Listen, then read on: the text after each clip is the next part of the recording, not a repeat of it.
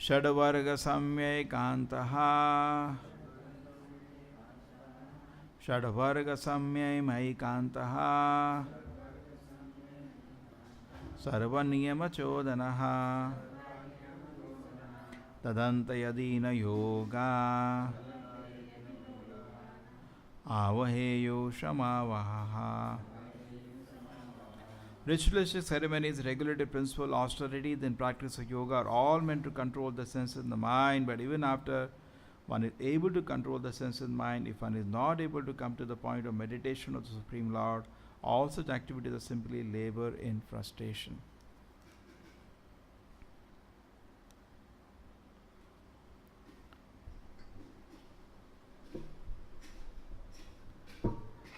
जब हम कोई ट्रीटमेंट चल रहा है, दवाई ले रहे हैं, साथ साथ हम अपना टेम्परेचर भी चेक करते रहते हैं. तो सेम वे हम भक्ति योग का या अष्टांग योग का कोई भी योग हम चल रहा है, साथ साथ हमको अपना स्थिति भी देखते रहना चाहिए. इसमें दो चीज़ बहुत सीरियस बोली गई हैं कि ओके, साधना कर रहे हो, लेकिन मिनिमम लक्ष्य है कि मन काबू में आए. और अगर मन काबू नहीं आता तो ये कोई गारंटी नहीं है कि अगले जन्म में जानवर नहीं बनोगे और सब कुछ लॉस हो जाएगा. प्रभुपाद जी हमेशा बोलते थे, जब अमेरिका मूवमेंट शुरू किया था, कि अरे भाई कीर्तन में आते रहो, तुम बहुत बड़े भयानक डर से बच जाओगे. तो लोगों ने पूछा क्या है भाई भयानक डर, हर दिन बोलते रहते हो. तो प्रभुपाद जी ने, भयानक डर ये है अगले जन्म जानवर बन जाओगे. तो जो कृष्ण भक्ति हम कर रहे हैं, ये किसी के लिए नहीं कर रहे हैं, अपने को ही एक भयानक स्थिति से बचा रहे हैं. एक्चुअली हमको ये दर्शन नहीं है कि हम बहुत एक डेंजरस पोजीशन में हैं. इसलिए शास्त्र में भी लिखा है, उत्तिष्ठ जागृत प्राप्त वरा निबोधत शुरस्य धारा निशिता दुरत्या दुर्गम पथा यत कवयो वदंती. उत्तिष्ठ जागृत, उठो भाई, प्राप्त वरान निबोधत, आपको एक बहुत बड़ा अपॉर्चुनिटी मिला है, बहुत बड़ा अपॉर्चुनिटी मिला है भगवत धाम जाने का.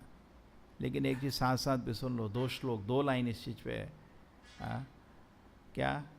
शुरस्य धारा निशिता दुरत्या. अगर थोड़ा गलती करोगे, ये चाकू की तरह, जैसे आप सिर को शेव करते हैं, थोड़ा गलती होती है, सब जगह खून आ जाता है. शुरस्य धारा निशिता दुरत्या दुर्गम पथा यत कवय वदंती. बड़े बड़े आचार्य बोलते हैं, ये जो रास्ता है, ये जो अपॉर्चुनिटी है भगवत धाम जाने का, ये कोई आसान नहीं है. इसलिए शास्त्र में लिखा है गुरु चाहिए. आप कोई बोल सकता है मेरे को गुरु की क्या ज़रूरत है, मैं नाम जप कर लूँगा. ठीक है, कर लो, लेकिन नाम को तो शुद्ध जप करना है ना.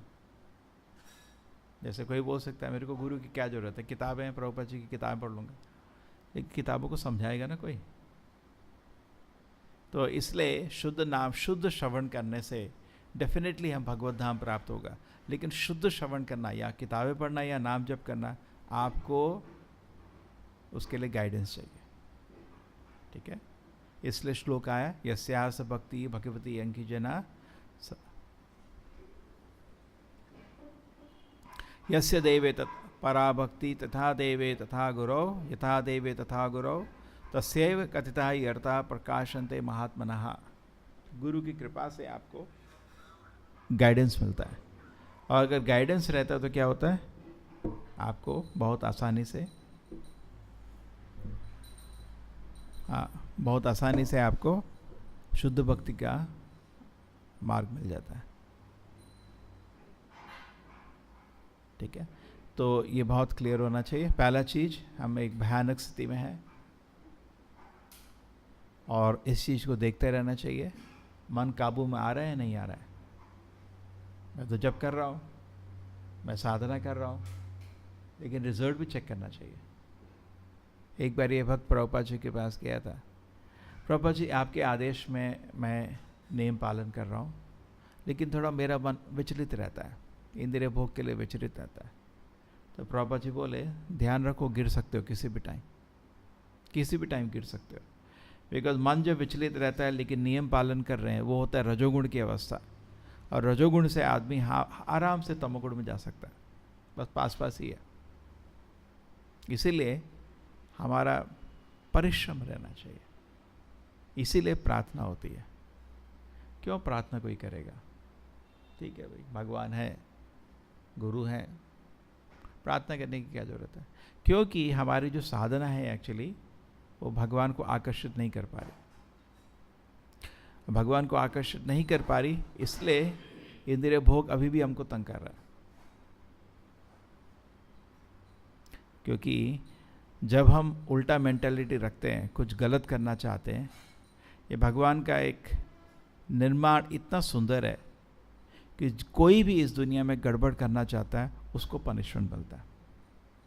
जब तक आप पाप कर्म नहीं करोगे आपको प्रॉब्लम नहीं आएगी। जो भी इस दुनिया इतना स्ट्रांग है, जैसे कोई अच्छा कंट्री में क्या होता है, कोई भी आदमी गड़बड़ करना चाहता है उसको पनिशमेंट मिलता है। राजा या उनका आर्मी ठीक आदमी को कभी नहीं छूते। जैसे कंट्री में कोई जो टैक्स दे रहा है उसको गवर्नमेंट कभी नहीं छुएगी, जो नहीं दे रहा है उसको पकड़ेगी, ठीक है। तो सिमिलरली जो भगवान की सेवा में लगा उसको तो माया छूती ही नहीं है, हो ही नहीं सकता, हो ही नहीं सकता। नहीं, मैं भक्त हूँ, माया छू रही है। प्रभुपाद जी को कोई जाके बोला, प्रभुपाद जी बहुत मुश्किल है, मन बहुत डिस्टर्ब कर रहा है। तो प्रभुपाद जी कृपा करके बोले उसको, देखो पाखंड कर रहे हो, तुम भक्त नहीं हो अभी, क्योंकि भक्त को मन तंग नहीं कर सकता। तो जब तक हमारा मन शांत नहीं है, भक्त होने का तो सवाल ही नहीं है। प्रभुपाद जी बोलते हैं, राजसिक ताप से एक आदमी भक्त नहीं होता, जितना भी दिखावा कर ले वो भक्त नहीं बन सकता, ठीक है। तो भक्त बहुत बड़ी चीज़ है। तो इसमें दो चीज श्लोक में बताई गई कि योगा इंद्रिय संयम्या, योग का मतलब इंद्रियों को कंट्रोल करना, जिसमें मन प्रमुख है। अगर मन कंट्रोल नहीं हुआ तो वो तो योग की शुरुआत भी नहीं है। देखो, श्रद्धा, साधु संगा, भजन क्रिया, अनर्थ निवृत्ति, निष्ठा। अनर्थ निवृत्ति में मन कंट्रोल में आ जाता। तो इसलिए यहाँ पे स्ट्रॉन्ग वर्ड्स प्रभुपाद जी ने समझाए कि हम टेम्परेचर देखते रहना चाहिए। भगवत गीता में भी लिखा है, हम नियम पालन कर रहे हैं, जब कर रहे हैं, टेम्परेचर भी देखते रहिए। लेकिन आप कितना भी भयंकर साधना कर लो, कितना भी, जब तक गुरु कृष्ण का कृपा नहीं होगा आपको प्रकृति नहीं होगा। इसलिए बोलते हैं, जब कृष्ण को मदर यशोदा बांधना चाह रही थी तो 2 फिंगर छोटा पड़ रहा था हर बारी, मालूम है ना। दामोदर लीला में वो रस्सी लेके आती थी कृष्ण को बांधने के लिए, तो 2 फिंगर छोटा, फिर और रस्सी ला के थी, फिर बांधने के समय 2 फिंगर छोटा। भगवान का माया था। तो लेकिन हर चीज़ का कोई रीज़न होता है। 2 फिंगर छोटा मतलब आप अगर भगवान को पकड़ना चाहते हो, 2 चीज़ होना चाहिए, एक आपका एंडेवर, दूसरा भगवान का कृपा। ये जो भगवान का कृपा है गुरु के थ्रू आता, डायरेक्टली नहीं आता। इसीलिए गुरु का शास्त्र में अगेन अगेन उल्लेख दिया हुआ है, ठीक है। गुरु आपके कृष्ण से भी ज़्यादा कृपालु रहते हैं। आप एक्सेस कर सकते हैं और उनकी कृपा रहती है। तो इस तरह समझाया गया है कि हमको जब हम प्रगति करना चाहते हैं, आध्यात्मिक प्रगति करना चाहते हैं, तो हमको उस समय क्या दिखता है, अपनी लिमिटेशन दिखता है। जब भी प्रगति करना चाहते हैं दिखता है प्रगति नहीं हो रहा है, क्या करें क्या करें। जैसे कोई टेम्परेचर ले रहा है हर दिन, देख रहा है आज भी टेम्परेचर है, 10 दिन से दवाई खा रहा हूँ फिर भी टेम्परेचर है, तो फिर उसको सीरियस हो जाता है। तो सिमिलरली अगर हम अपने आप को इंट्रोस्पेक्टिव नहीं होंगे तो कभी भी सीरियस नहीं होंगे। जैसे भगवत गीता में कृष्ण जी अर्जुन को बोलते हैं, अर्जुन तुम ऐसा करो जंगल में बैठ के ध्यान लगाओ। तो अर्जुन क्या बोलता है, कृष्ण जी मेरे से नहीं हो सकता है। सच्चा आदमी है, उसको अपनी क्षमता लिमिटेशन दिख रही है। तो इसीलिए हमको जब हम प्रगति करना चाहते हैं हमको ये चीज़ दिखती है कि इतना आसान नहीं है। तो जब आपको ये दिखने लगता है तो उस समय प्रार्थना शुरू हो जाती है, और जिस दिन प्रार्थना शुरू होती है उस दिन आप भक्त बनना शुरू होते हो। ठीक है, शुरुआत में हम लोग जब कर रहे हैं शास्त्र का अध्ययन करते हैं, भगवान का आरती देख रहे हैं, ठीक है, अभी मन थोड़ा शांत हो रहा है, व्यर्थ नहीं जाएगा, कुछ भी व्यर्थ नहीं जाएगा, डरने का कोई ज़रूरत नहीं है। लेकिन अभी उसमें एक चीज़ देखो, प्रार्थना कब शुरू होगी। जब आदमी की प्रार्थना शुरू हो जाती है तो उसको लगता है, अब उसको खुद भी लगता है उसको दिल में अब भक्त बन गया। एक लेवल प्यूरिफिकेशन होने के बाद वो पूरे दिन भगवान से प्रार्थना करता रहता है। ठीक है, अब भक्त बनना शुरू हुआ।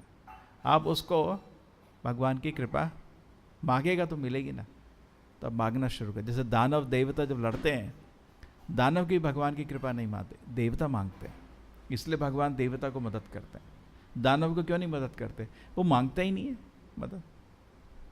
तो सेम वे जब हम भगवान को प्रार्थना करना शुरू करते हैं तो हमको ज़्यादा कृपा मिलती है। प्रभुपाद जी बोलते हैं, जितना कृपा कृष्ण गोपी को दिए उतना तो शिव ब्रह्मा को भी नहीं दिया, उतना नारद को भी नहीं मिला। क्यों भाई, उन्होंने मांगा ना। ठीक है, आप जितना मांगोगे कृपा उतना मिलेगा। अभी स्थिति में हम थोड़ा क्या है, हरि नाम जप करते हैं, भगवान का प्रसाद खाते हैं, भक्तों के संग में रहते हैं, थोड़ा शांति मिलता है, और यही हम सोचते हैं हमारा जीवन हो गया, लक्ष्य हो गया।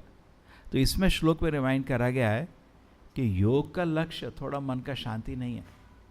जितना भी लोग मंदिर आता है या किसी भी पूजा के स्थल जाता है, लक्ष्य क्या रहता है उसका, थोड़ा शांति मिल जाए, इसी के लिए लोग जाते हैं।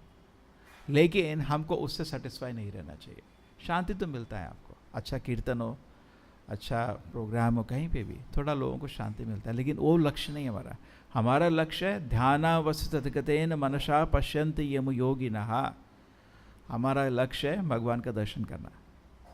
उधर आप अगर जाना चाहते हो तो आपको दिखेगा अभी भी टेम्परेचर है। आप समझ रहे मेरी बात। तो थोड़ा कीर्तन हुआ, थोड़ा शास्त्र करना, थोड़ा मन खुश रहता, थोड़ा शांति हो गया, अभी नहीं हुआ, भगवान का दर्शन करना है। जैसे आप तिरुपति की चढ़ाई चढ़ रहे हैं, थोड़े स्टेप के बाद आप बैठ गए, हो गया, अभी नहीं हुआ, ऊपर जाना है, बालाजी का दर्शन करना है अभी। क्योंकि चढ़ाई में चढ़ने में थोड़ा श्वास अच्छा हो जाता है, लोग थोड़ा खुश हो जाते हैं।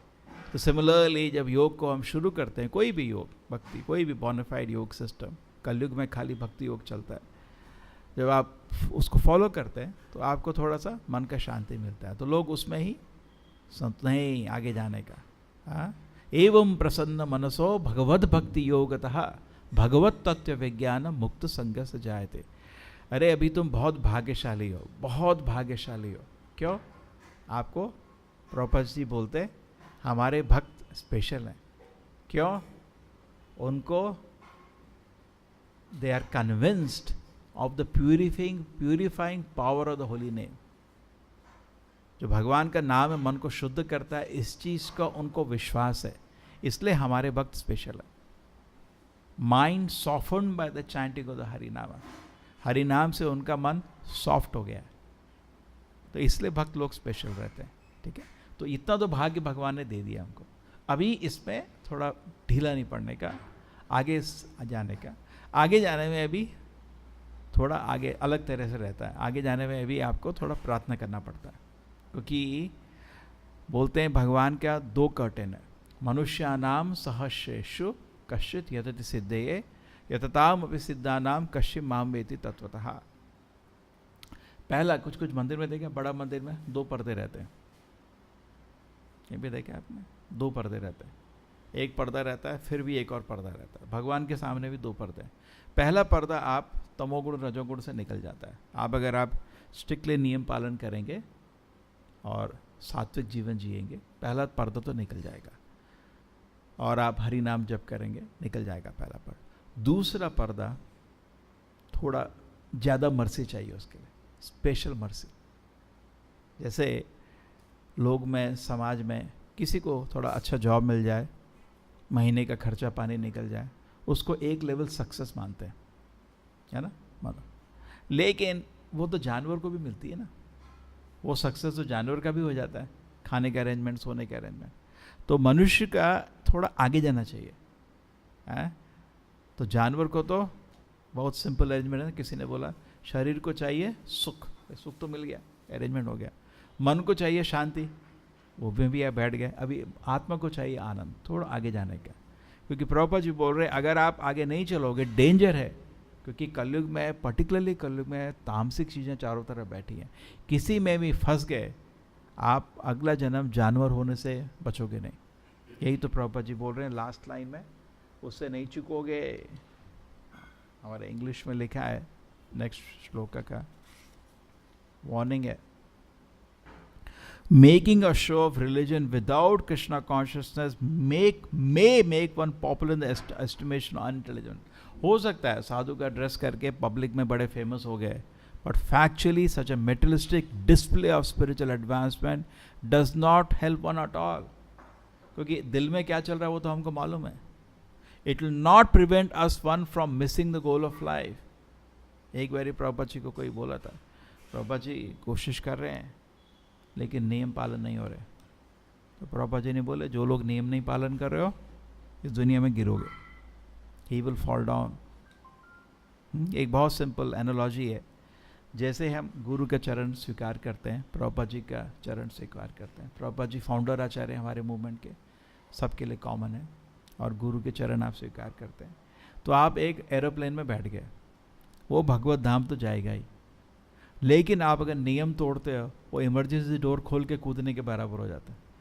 एक प्लेन में एक इमरजेंसी डोर होता है, उससे नहीं कूदो, नियम पालन करो, चलते रहो, भगवत धाम पहुंच जाओगे। ठीक है, तो इधर डिफरेंट लैंडमार्क समझाया है कि देखते रहो। जैसे अर्जुन कितना सच्चा था, कितना सच्चा था। जैसे ही कृष्ण ने बोला मन को कंट्रोल करो, बोला कृष्ण जी बड़ा मुश्किल है, बहुत सच्चा आदमी है, उसमें कोई घमंड नहीं है, उसको अपनी वीकनेस इमीडिएटली उसको प्रकट हो गया। तो कभी भी इसमें शर्म नहीं लगनी चाहिए। किसी सीनियर डिवोटी के पास जाके ये बोलना है, प्रभु जी मन काबू नहीं हो रहा, शर्म नहीं लगनी चाहिए, उसमें कोई गलत नहीं। जैसे डॉक्टर के पास कोई जाता है, डॉक्टर थोड़ा बुखार हो रहा है, शर्म लगती है कि बोलने में? किसी को लगती है? नहीं भाई, मैं तो शरीर नहीं हूँ, तो मैं मन भी नहीं हूँ, मैं मन थोड़ा विचलित है, ठीक है। तो आप मन तो है नहीं, आप तो आत्मा है, आप तो भगवान के परम भक्त हैं, नित्य सिद्ध कृष्ण भक्त हैं, आप तो नित्य भक्त हैं भगवान के। थोड़ा माया से थोड़ा भ्रमित हो गए हो, तो इसलिए आदमी को शर्म नहीं लगनी चाहिए, और भक्तों का संग में, गुरु के शरण में अपना प्रॉब्लम को सॉल्व करना चाहिए और आगे जाना चाहिए। श्रील प्रभुपाद की